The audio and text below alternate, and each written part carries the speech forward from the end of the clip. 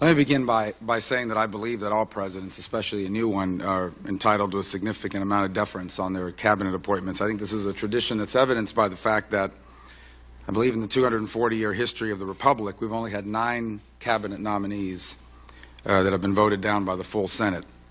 But I also want to add that given how much uncertainty currently exists regarding the future direction of our nation's foreign policy, this nomination deserved a higher level of scrutiny than tradition otherwise would indicate, and that is in the spirit in which I entered into these deliberations. As you've already said, that Mr. Tillerson testified for over 8 hours.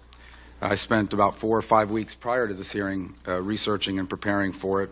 I've had the opportunity to have 2 extensive conversations with him. He's also responded to over 100 written questions, and for the record, none were about horses. Thank you for that. But and a couple things I would say. The first is on the fundamental question of whether he's qualified to be Secretary of State. I believe that he is. He has a proven record of managing a large and complex organization, and he has extensive experience in international commerce.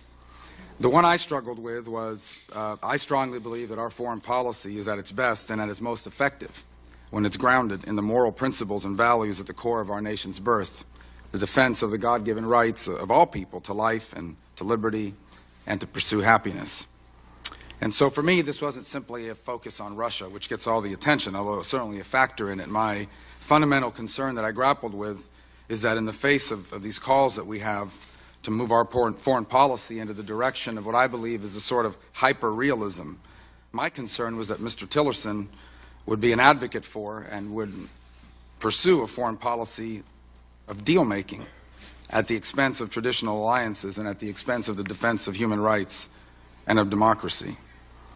I want to say for the record that in my interactions with him and with the new administration, they exhibited a high level of professionalism and responsiveness, and I think that is important to point out.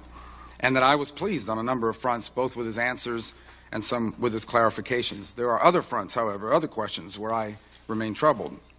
And I found it necessary to balance the answers that I was troubled by with at least 4 separate factors. The first, of course, is this track record of leadership that I've outlined. The second was things like his support of NATO, his recognition that Russia's claims on Crimea are illegitimate, his commitment to the Asia-Pacific defense commitments that we have, his answers on Cuba, of particular concern to some of us, and his support of defensive armaments for Ukraine. I also balance it with the belief, as I've already stated, that the President deserves the chance to succeed and therefore should be given significant deference in choosing cabinet officials. And one additional point, which I think really came to light over the last 72 hours or a week for me, is the fact that given the extraordinary amount of uncertainty and anxiety that exists, both here at home and abroad, about the direction of our nation's foreign policy, I concluded that it would not be good for our country to unnecessarily delay or create unwarranted political controversy over this particular nomination.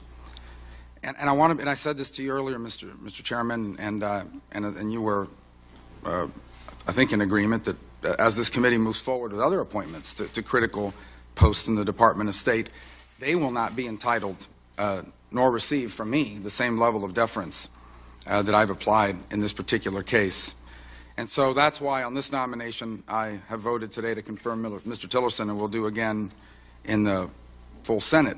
But as I informed him today in our conversation, I stand ready to help him succeed. I hope he does become the best Secretary of State our nation's ever had. But I also intend to hold him and more broadly the Department of State accountable on the issues that I have stated here today and that I remain concerned about. So I thank you, Mr. Chairman.